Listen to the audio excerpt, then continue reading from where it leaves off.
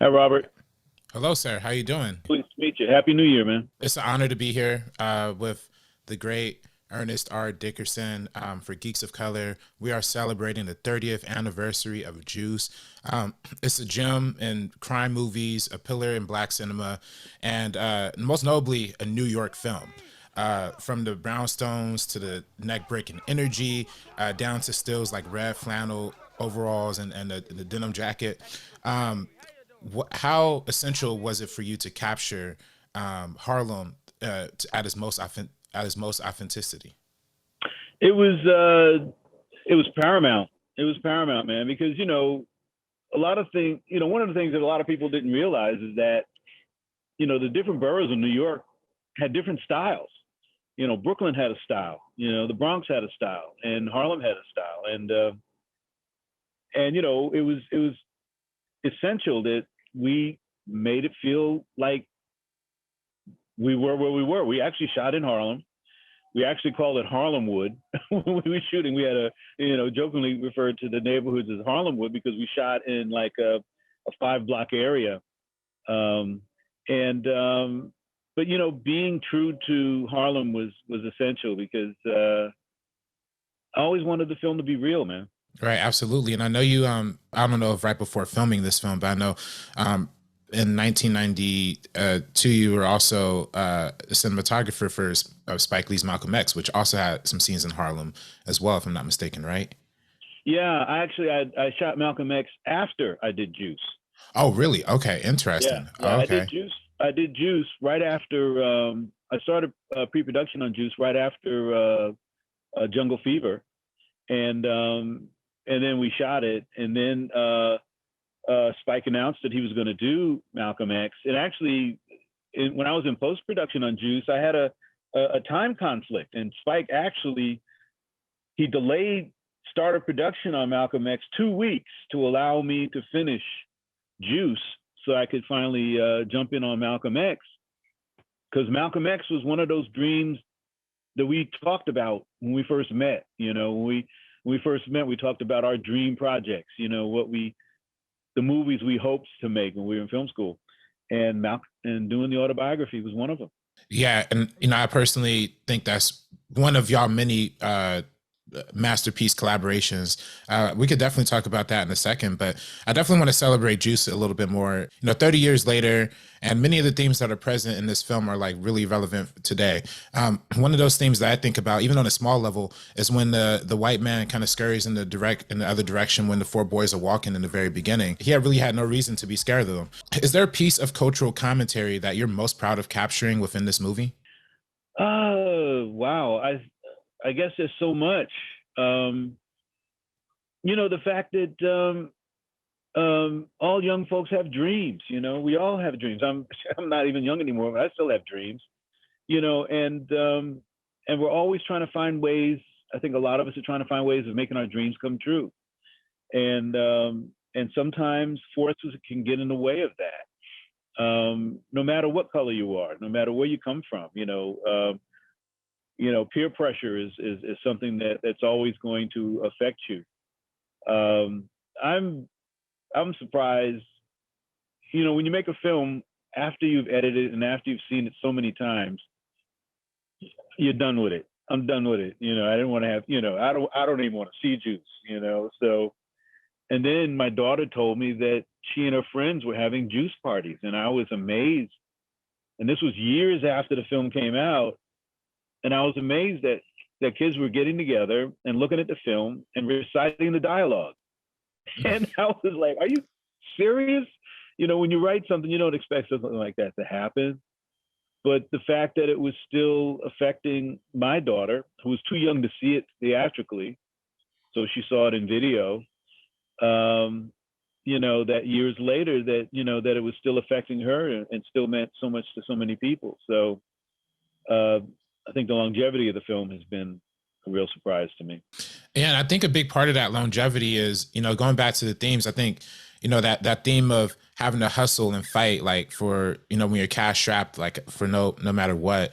That's kind of like what Tupac's character Bishop, he was mainly motivated by money and by greed, and by, trying to get that extra bag, and how poverty leads people into positions to do things that they probably wouldn't be pushed to do. So I think that I mean, is, did I'm even yeah, sorry. poverty even leads people to find alternate ways. You know, I like to think that Q was a musician, but you know, his mother probably couldn't afford instrumentation. So what he was able to do was get a couple of turntables, old turntables, and the records, and that's one of the reasons he became a scratch and mix artist, which is one of the how that started. You know, just creating something out of something that was used for something else, creating art out of something that was used for something else. So yeah, the poverty forces you to go in different directions, but Q was able to find his power because he was into the music. Bishop wasn't, and he just didn't have an idea, and he took the wrong turn. And that's funny because that leads me right to my next question.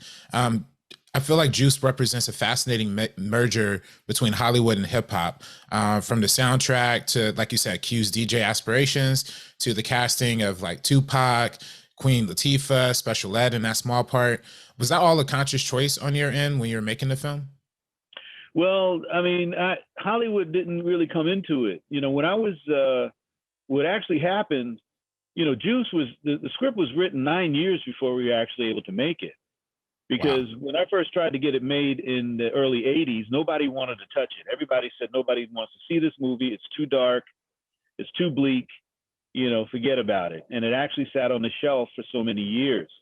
And then when my co-writer Gerard was getting a new agent, she wanted to see what he had written. So he showed her the script of Juice, and she was like amazed that it hadn't gotten made, that nobody wanted to buy it. And so she took it to Hollywood. She took it to several different production companies who all of a sudden wanted to buy it. But they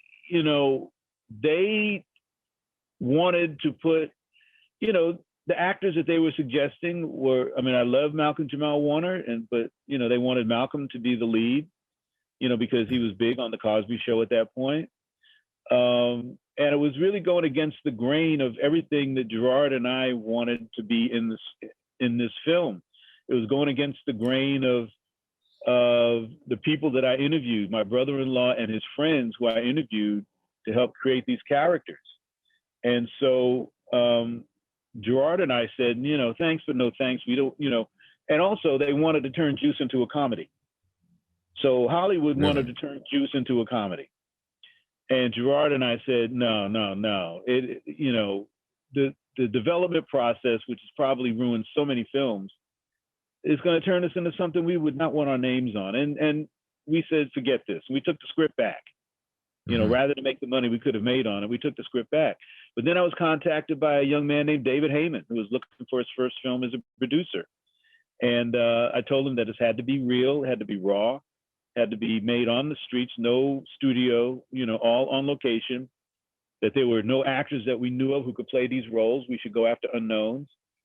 And he liked what I had to say, and that's how he produced the film. And it was his first film as a producer, because he later on produced the Harry Potter movies, Gravity, and a bunch of other movies.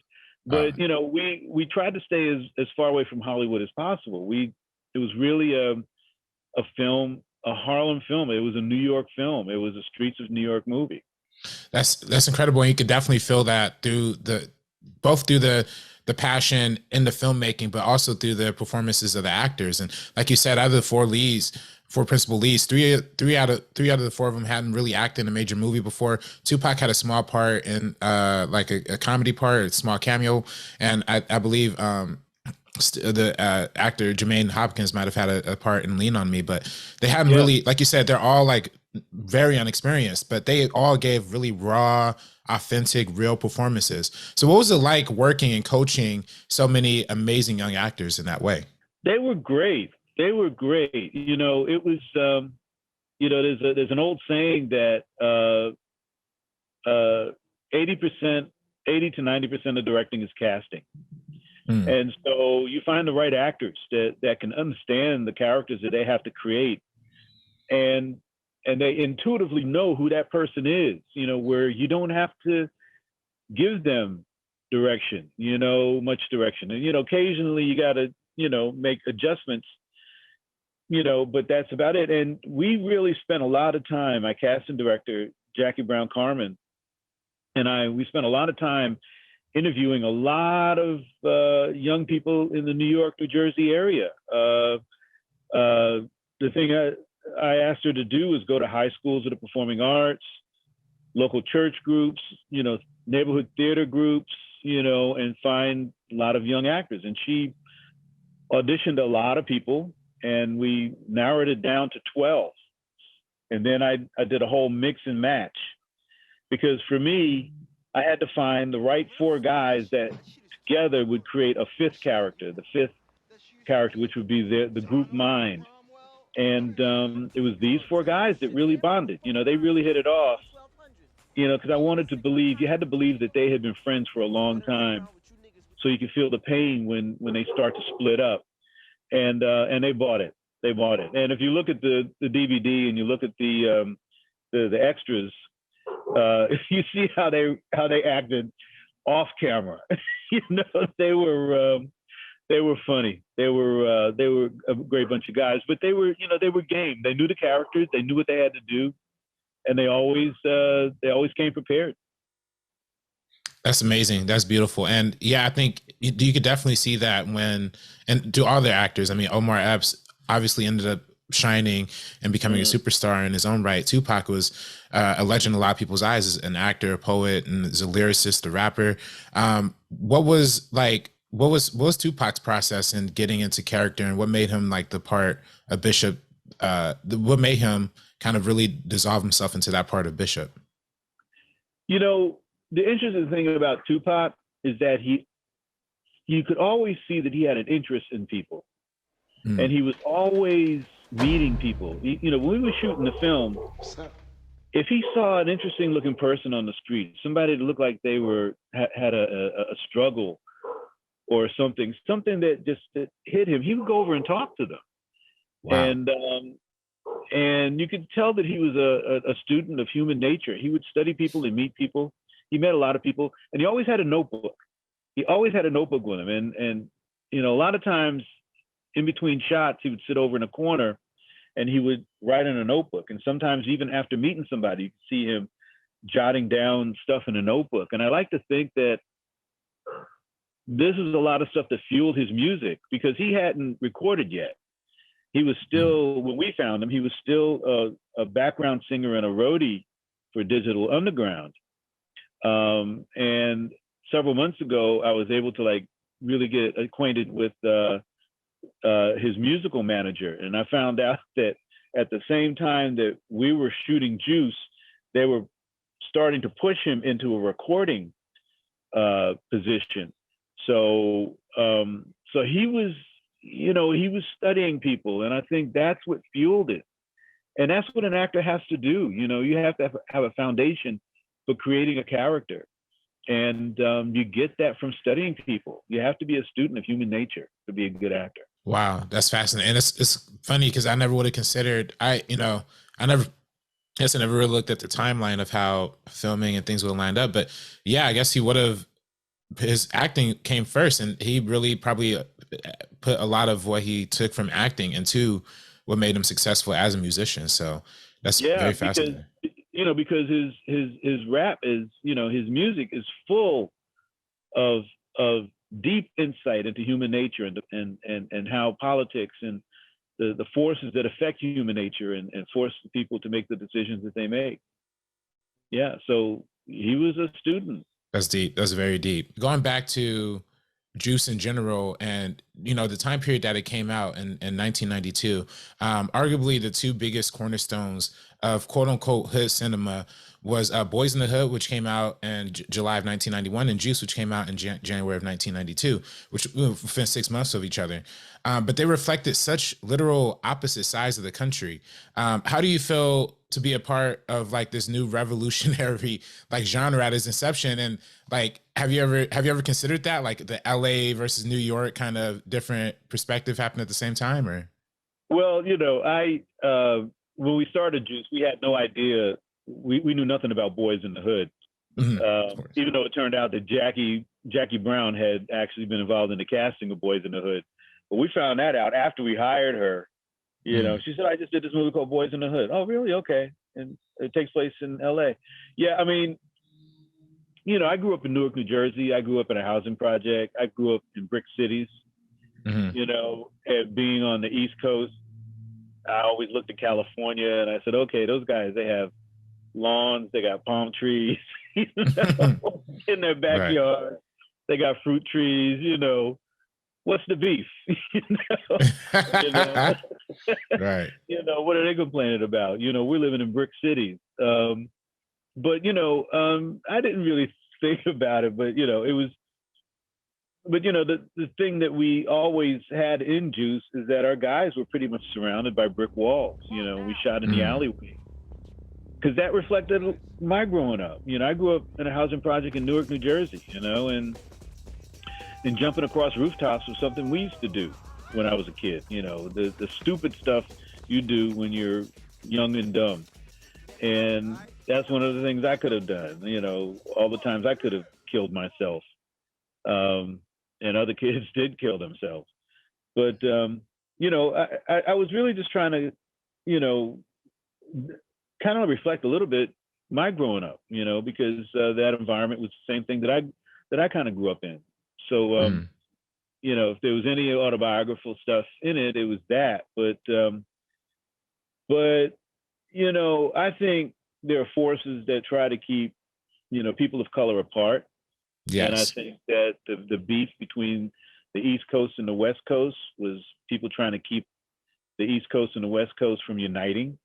You know, they've also tried, you know, there was a time when, you know, we had heavy alliances with the Latino community, you know, back in the 60s and the early 70s. And people, there are forces in America that are trying to keep us from being together, you know? And so, you know, I'm really wary of that kind of a situation because I think people of color need to unite and we need to fight for each other. So, so the East Coast West Coast thing, man, I thought that was a conscious decision by some forces to keep Black folks from uniting. Yeah, that's powerful, and you know that's funny because a lot of people associate Tupac as being like a LA dude, but he was born in New York and born on the East Coast. Yeah, So, but you know that connectivity is important and uniting people is important. I like that you talked about the Black and Latino coming together too, and that separation because that's even portrayed a little bit in here with the Puerto Rican gang and Pac's character kind of constantly going at it. And that's something that's been represented through a lot of your films, both as a director and as a cinematographer. And you know, I think one of you know, talking about cinematography a little bit. I know you worked with Spike for years. It's funny, y'all started working together way back when y'all were classmates in film school. Ironically, I actually wrote a whole paper about your work, the cinematography, and Do the Right Thing when I was in college, when I was at USC. So just as somebody who's like a film school graduate myself, it's very inspiring to know that sticking with your peers can like lead you to go far. Like all of your peers are going to go far if y'all all stick together and all work together. Can you speak to the value of like lifelong friendship in this industry? yeah, it's a tough industry. So you know, it's great to have friends. You know, people you can rely upon. And even if you don't continuously work together on a one-to-one basis, you know, you can still share experiences. I haven't shot for Spike since Miracle of Santa Anna. You know, when I did second unit for him over in Italy. But you know, just 2 weeks ago, we got together on stage here in LA and had a sit down and talk for an audience. You know, and just talking At, about our stuff. at the Academy And Museum, right? well, even after that, Oh, okay. that was after that. Okay. It was at a theater in LA at an art school theater, Oh, wow. and we just sat on stage and just chopped it up, and with an audience, and it was good. It was fun, and and we still talk. We still communicate, and we still hope that one day soon we'll be working together again, not as director and cinematographer, but producer and director. Because there's some stuff I want to try and do, Hmm. the stuff that I'm working on. It's you got to have your allies, and it's good to have friends. And my sons and my daughters, one of the things that I raised them to have, the friends that you have early in life, hold on to them, because they, real friends really are invaluable. And they do that. It's all their friends that they grew up with, they still hold on to, and they still hang out with, and they still share experiences with. So it's important. Yeah, it's definitely important. I think one of the things that I didn't learn necessarily in film school, but I learned through my mentor, actually, it was Bill Duke. I did a Bill Duke. He had a Still. Yeah, he had a youth mentorship program in LA that he took inner city kids and helped teach them about film and things like that. And one of the things he taught is that, you don't, people trying to reach for the top people or the top ladder, the top executive aren't going to go anywhere. It's really the people who make connection with people at your level, with your peers. That's really how Mm-hmm. you're going to make it far. So that's something I always took to heart. And I think that's something that is something that's crucial for Black filmmaking, because there's not a lot of Black filmmakers in this world, period. So we do have to stick together in that sense. And one There's other more question. there's more than you might think. It's just that they haven't been discovered yet. Well, yes, exactly. There's definitely all the talent in the world. It's just, yes, Hollywood has to catch up and discover it. Absolutely. I know we have a little bit of time left, and I could talk to you all day, and I'm such a big fan, but We can I do do that. just I would love to, but we only have a couple minutes. But of course, we are geeks of color. So I do have to ask. I know you've dabbled in some cool sci-fi and fantasy in your directorial work on television, but do you ever see yourself adapting, or just a big fan of a Marvel or DC or superhero property that you can see yourself making a movie or a TV show surrounding? Well, there's actually a couple of horror projects that I've written. Okay. I don't think I don't think Marvel has allowed me into their universe, but yeah, I mean, I think I grew up reading science fiction, and so I Mm. think there's some classics out there that are dying to be made into films, like the work of Samuel R. Delaney. Ooh. And people are already tapping into Octavia Butler's stuff. Yes. Uh, I was fortunate enough to direct the first two episodes of the second season of Raised by Wolves, the Ridley Scott produced show. Yeah. And I did the first two episodes for the second season. They're going to start airing in February. And Wow. that was great, because that was 3 months of shooting in Cape Town, South Africa. Mhm. And it was a big show, huge sets, a lot of visual effects, a lot of fun. And then right after that, I did another show called DMZ, based on the DC comic book. Um, Oh, okay, okay. Oh, Ava so you did do some DuVernay, DC. yeah, Ava DuVernay did the first episode, but then I also directed and executive produced the other three out of the four. So it's a 4 episode limited series. Ava did the first one, and I did the other three, and that's going to start airing in March. That's going to start airing in March. It stars Rosario Dawson and Benjamin Bratt, and that's a big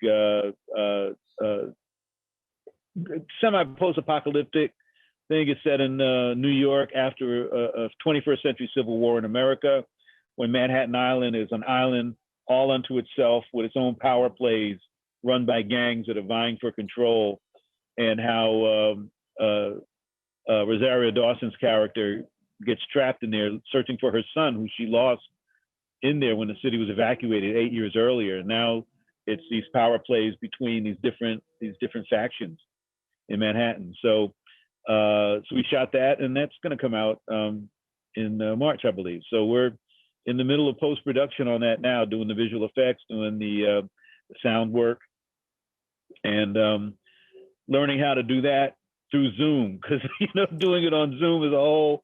Since we can't get together because of COVID, it's like a whole another learning experience. So So those are the two things that are coming out immediately, and I'm trying to get other things set up.